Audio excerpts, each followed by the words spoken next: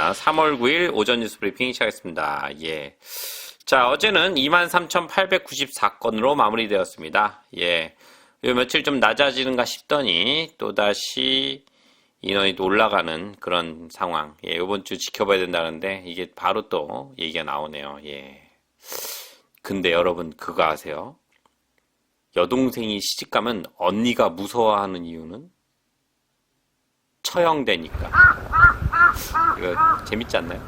보고 너무 재밌었는데. 예. 아무튼 예, 자 한국뉴스 시작하겠습니다. 세금 낼 돈 주면 보증금 줄게. 집 80채 가진 집주인의 갑질. 집을 80채 넘게 가지고 있는 집주인이 자기 세금이 밀렸다는 이유로 전세 계약이 끝난 세입자들에게 보증금을 돌려받고 싶으면 수천만 원을 달라고 요구했다고 JTBC가 보도했습니다. 7일 JTBC에 따르면 서울의 한 빌라에 전세로 사는 20대 A씨가 2달 전에 계약이 끝났지만 보증금 1억 4천만 원을 돌려받지 못했다고 말했다. A씨는 집이 압류돼 있었다. 이사도 안 되고 몇 달 동안 이러고 있다고 답답함을 호소했습니다. 집주인은 B씨는 A씨에게 집을 많이 가지고 있는데 세금을 못 냈다며 해결하려면 돈을 달라고 요구한 것으로 밝혔다. A씨는 B씨가 3천만 원 있으면 이 집이 해결된다. 압류금을 다 갚을 수 있다고 말했다고 털어놨다. 법인까지 차린 B씨가 가지고 있는 집 80채이며 이런 B씨에게 피해를 본 세입자는 60명으로 파악됐다. 이거 앞으로 이런 일이 굉장히 많이 일어날 겁니다. 왜냐면 지금 집값 자체가 떨어지게 되면은 제가 어제도 말씀드렸지만 전셋값이 오버되게 되면 지금 이런 일은 제가 볼 때는 앞으로 수도 없이 일어날 것 같다는 집값이 떨어지면 문제가 될 것 같다는 게 지금 저의 추측인데 이제 벌어지고 있고 앞으로 더 많이 벌어지지 않을까 하는 걱정입니다. 예. 자, 다음 뉴스. 코앞으로 다가온 엔진의 종말. 결국 일본차도 중단 선언. 결국 완성차 업체도 엔진 개발 중단에 선언했다. 130년간 이어졌던 내연기관차 시대가 저물고 있다. 6일 자동차 업계에 따르면 닛산 자동차는 최근 가솔린 엔진 개발을 멈추겠다고 발표했다. 일본 자동차 완성차 업체로 처음이다. 일본 완성차 업체들은 내연기관 차량을 고집하다 상대적으로 전환이 늦다는 평가를 받는다. 닛산은 연간 5조 2천억 원 규모의 엔진 개발비를 전기차 개발로 돌린다. 내연기관 엔진 개발 인력도 전기차와 모터 하이브리드 차량용 엔진 개발 부서로 배치될 계획이다.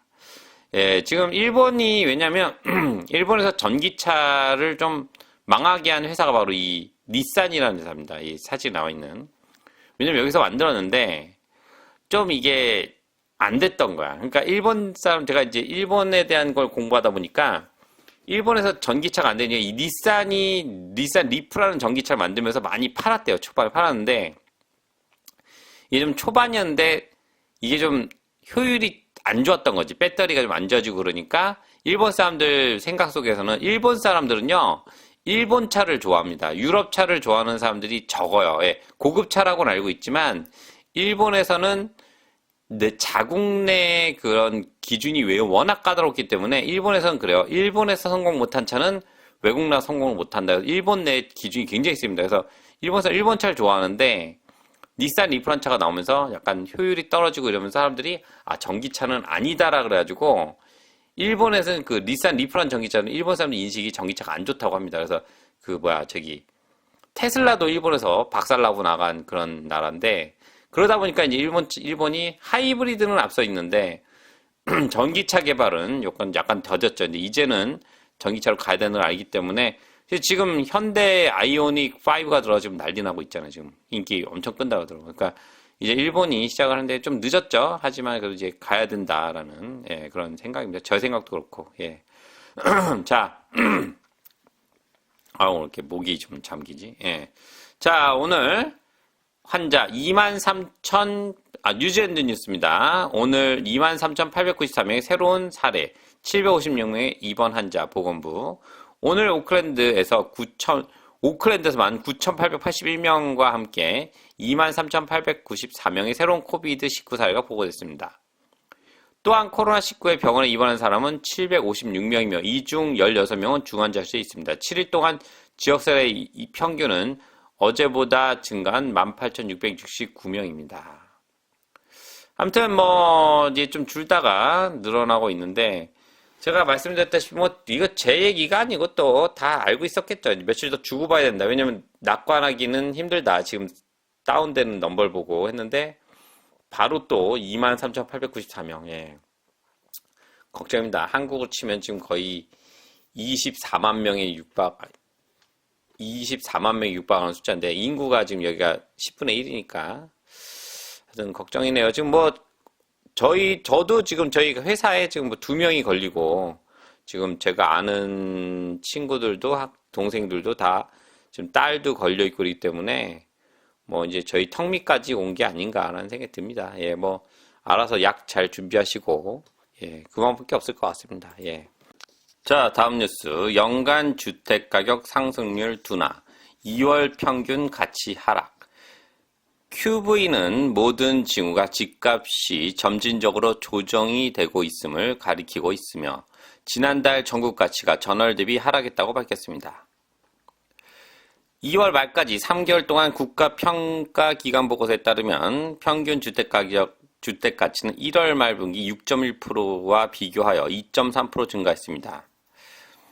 QV 제너럴 매니저 데이비드는 12월부터 2월까지 3개월간 가치 성장은 2.3% 성장으로 상당히 장밋빛으로 보일 수 있지만 지난 2개월 동안 성장이 전혀 없었지만 2월은 실제 가치로 1% 하락한 것으로 나타났습니다. 라고 말했습니다. 연간 성장률도 1월 26.8%에서 22.9% 하락했으며 정규 평균 가치는 105만 3,483불입니다. 자, 그러니까 지금 주택가격이 좀 빠지고 있다는 거죠. 그러니까 뭐 항상 지금 제가 말씀드렸다시피 이자율 반응이 이제 슬슬 나타나고 있는데 좀 빠르게 나타나는데 이제 슬슬 나타나다가 한 6, 7개월, 그러니까 제가 말씀드렸다시피 지금 융자의 재고정이 60% 이상이 뉴질랜드 융자가 올해 지금 다 재고정이 합니다. 60%가. 그러면은 그 사람들이 지금 높은 이자로 갈아타면서 과연 경기가 버텨낼 수 있냐는 거죠. 그러니까 항상 장밋빛만 보시지 마시고 좀 약간 뭐랄까 좀 진행되는 경제 상황을 좀 같이 계산하시면서 미래를 좀 설계하시기를 기대한다고 해야 되나? 그러니까 뭐 집 사는 거나 이런 걸 좀 이렇게 정보를 좀 뉴스를 좀 보셔가지고 좀 앞으로 일어날 일들 이 사람들 60% 이상이 지금 올해 재고정했을 때 어떤 변화가 나타날지를 좀 예상을 하셔가지고 투자에 조금 더 좋은 영향을 끼치시기를 바라겠습니다. 예. 자, 다음 뉴스. 휘발유 가격이 계속 상승함에 따라 더 많은 투쟁. 더 많은 운전자들이 펌프에서 고통을 느끼면서 휘발유 절도가 증가하고 있습니다. 한 왕가리 지역의 오늘날 운전자는 리터당 2불 91센트의 최대한 활용하기 위해 가득 채웠습니다. 배는 자신의 차에 휘발유 가득 넣었고 도시로 가져온 많은 양의 통이 있었습니다. 또 통에다 또 넣었나 봐요, 이 사람이. 보통 매주 연료를 채워주면 연료 가격이 올라가는 것을 알기 때문에 추가로 연료를 사서 다른 컨테이너에 동시에 채울 것입니다. 그냥 미쳤습니다. 지금 뭐 휘발유 가격이 장난이 아닙니다, 지금. 예. 디젤이 지금 오늘 넣었더니 디젤이 지금 2불 20센트니까 86이니까 2,000원 돈이요, 2,000원 돈. 예. 지금 이제 러시아와 우크라이나 전쟁 때문에 지금 이렇게 된 건데 저도 몰랐는데 뉴질랜드가 러시아산 그 기름을 수입하는 2위더라고 보니까.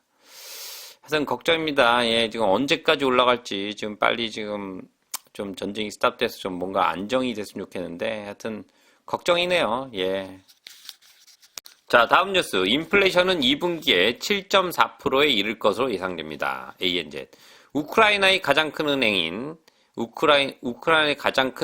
우크라이나 전쟁으로 원자재 가격이 치솟으면서 연간 인플레이션이 훨씬 더 높아질 것으로 예상하고 있습니다.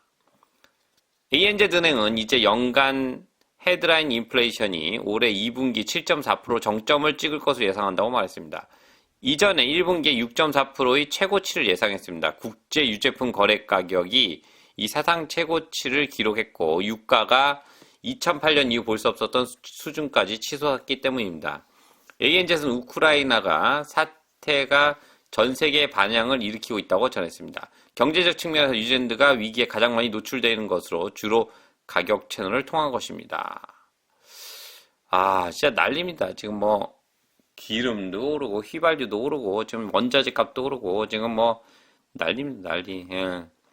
이것 때문에 인플레이션 7.4% 이러면 제가 볼 땐 거의 미국이랑 비등비등해지는 것 같은데 지금 미국이 7.5% 잡으려고 지금 저 쌩 난리를 피우고 있는데 뉴질랜드가 500만 되는 나라가 지금 7.4% 이르면 와 지금 이거 답 안 나옵니다. 이거 진짜 답 안 나. 이자 올라가지.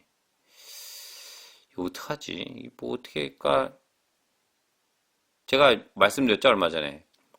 최근까지 블랙스완이라는 얘기를 많이 썼는데 블랙스완은 예상치 못한 위험을 얘기하는 거고 지금은 회색 코뿔소라는 얘기를 쓴다고 합니다. 왜냐?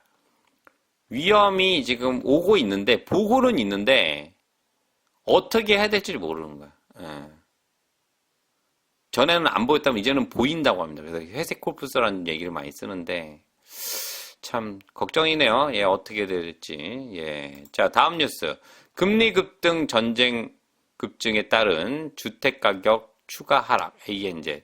ANZ이 많이 좀 하네. 예. ANZ 경제학자들은 현재 4월과 5월에 공식 현금 금리가 연속적으로 50bp 이상 인상될 것으로 예상하고 있으며 경고 주택 가격은 올해 10%까지 하락할 것으로 예상하고 있습니다. 이젠 10%까지 됐네. 저는 7%에서 50bp면 이제 0.5% 인상될 거라고 합니다. 오늘 아침에 발표된 수정된 예측은 우크라이나 전쟁과 러시아에 대한 제재가 시장을 뒤흔들면서 지난 며칠간 석유 및 기타 원자재 가격이 크게 증가한 후 나온 것입니다. ANZ 수석 이코노미스트인 샤론 졸러는 이제 OCR이 2024년 4월에 3.5% 정점을 찍어서 보고 있습니다. 와, 3.5%면은 이전 예측은 3%인데 3.5%라네요. 와, 난리네. 그러면은 와, 시장금리 한 6, 7%대까지 간다는 건데, 예. 재수없으면 8% 가는 거고. 이제 집값이 올해 10% 하락할 것으로 예상된다고 말했습니다.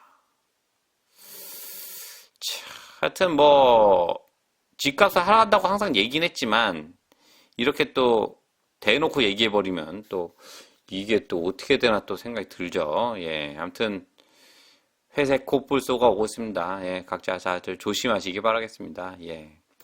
자, 마지막 뉴스. 학교의 코로나19. 이것은 폐쇄와 다름 훨씬 더 어렵습니다. 오로피 스쿨 교장인 앤드류 킹은 직원들이 학교에서 코비드19 사례를 관리하는 동안 어떻게 지내는지 설명하면서 우리는 지쳤습니다고 말했습니다. 월요일 발표된 교육부 데이터에 따른 베이오 플랜티에 있는 학교의 53%가 지난 10일 동안 긍정적 코비드19 사례를 보고있기 때문입니다. 이는 놀라운 일이 아닙니다. 일주일 전의 수치가 19%에 불과했습니다. 킹은 일주일 사이에 많은 것이 변했습니다. 저는 이 역량으로 이 수준의 학교 학습을 얼마나 오래 유지할 수 있을까라는 질문을 받습니다. 학교에 등록한 340명 학생 중 현장에서 배우는 학생은 150명에 불과했습니다. 자신을 포함한 6명과 직원 75명의 학생이 코로나19 격리하거나 감염시켰습니다. 참, 53%. 더 심하네. 아직 크라이처치는. 근데 이게 수치도 믿을 만하게 못해. 눈에 얘기 들지만 직장 다닌 사람들은 얘기를 해요. 자기 걸렸다고. 근데 사업하는 사람들은 10일, 이게 한 2, 3일, 한 5일 정도 지나면 낫는다기 때문에 안 하는 사람 좀 많을 겁니다. 예. 아무튼, 예, 걱정입니다. 예, 하여튼, 계속 새로운 뉴스 나오면 계속 업데이트 해드릴 것을 약속드립니다. 예, 손바로 발빠르게 업데이트 해드릴 것을 약속드리며, 예, 영상 시청해주셔서 감사드립니다.